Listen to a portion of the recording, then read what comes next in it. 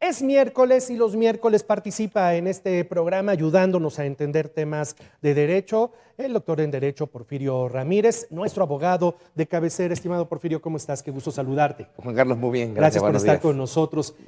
Hay un concepto que yo creo que para muchos es relativamente nuevo. Yo, por ejemplo, conocí de él quizás hace un año apenas, la llamada violencia vicaria, que hoy incluso es un tema del que en Puebla se ha incluso legislado. Platícanos qué es, quién comete violencia vicaria, cómo se puede defender a alguien que es víctima de una violencia vicaria. Tienes razón, hace un año, porque efectivamente en nuestro estado es legislado este tipo penal, que es un delito. En agosto del año pasado es cuando se publica en el periódico oficial del estado. Por eso es un tema novedoso. Quise tratarlo, Juan Carlos, porque sí escuchamos mucho violencia vicaria, pero ¿qué es? ¿En qué consiste? Es una violencia, primero, de género. Vamos a partir de ahí. Es decir, quien sufre este delito son las mujeres. O sea, no un hombre, sino una mujer. Es lo primero para que, sobre todo las mujeres que nos están viendo, sepan precisamente cuándo se da este tipo de delitos. Y se da muy común, por regla general, cuando hay asuntos de índole familiar, Juan Carlos. ¿Y cuál es el asunto de índole familiar? Normalmente en un juzgado hay un asunto de índole litigioso, donde se están peleando la custodia, el papá y la mamá, o hay una custodia compartida, y el papá empieza a manipular a los hijos. ¿Para qué? Para crear cierto odio o desprecio para con la madre. Estoy poniendo un ejemplo para que lo podamos aterrizar. Porque sí, efectivamente está en boga, ¿no? Violencia vicaria, pero ¿en qué consiste? Con este ejemplo creo que lo vamos a comprender mejor.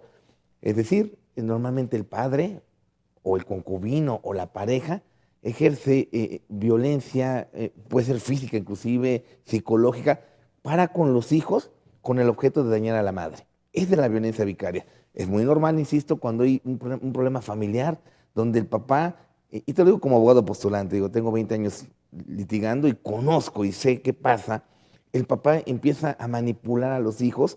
¿Para qué? Para efecto de crear un desprecio para con la mamá, o inclusive voy más allá, Juan Carlos, o sea, el Código Penal lo contempla de nuestro estado, cuando el papá puede dañar hasta físicamente a los hijos. Wow. ¿Para qué? Para que eso le cause un menoscabo a la madre, un menoscabo psicológico, un menoscabo físico también. Entonces, por eso es tan importante que tu auditorio, ¿en qué consiste? Porque muchas mujeres, estoy bien seguro, Juan Carlos, están pasando por este tipo de violencia vicaria, Sí, claro. y no lo conocen. ¿Por qué?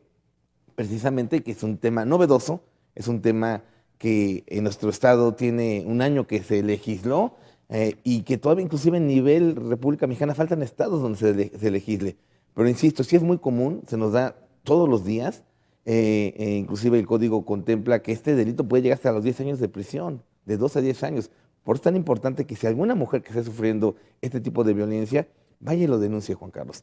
Hay extremos que la misma ley contempla, la misma teoría del derecho contempla, donde se habla de que hasta el causarle, y la verdad es muy triste, pero se da la muerte a un menor, le causa un perjuicio gravísimo a la mamá. Entonces imagínate, se contemplan varios delitos.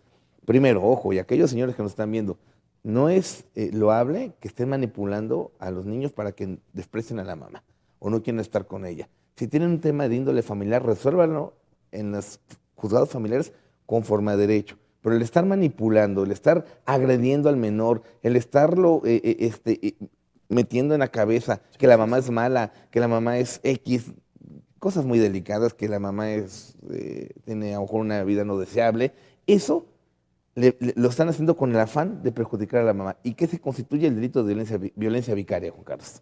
¡Qué barbaridad! Es decir, sí, efectivamente, para una mamá debe ser terriblemente doloroso ver cómo el padre pone en contra al hijo y ese acto como tal es violencia vicaria. Se puede denunciar, entiendo que se puede llegar a denunciar, y entonces hoy hay una ley que justamente sanciona esta conducta. Se puede denunciar no solamente por la persona que la está sufriendo, la misma ley contempla y los mismos ordenamientos jurídicos que la misma autoridad que se esté dando o perciba un juez de lo familiar, por ejemplo, que está pasando esto en un asunto litigioso, darle vista al Ministerio Público. Es bien común, Juan Carlos, insisto, la práctica se lleva la papá a los niños el fin de semana y le empieza a manipular, a decir, Sí.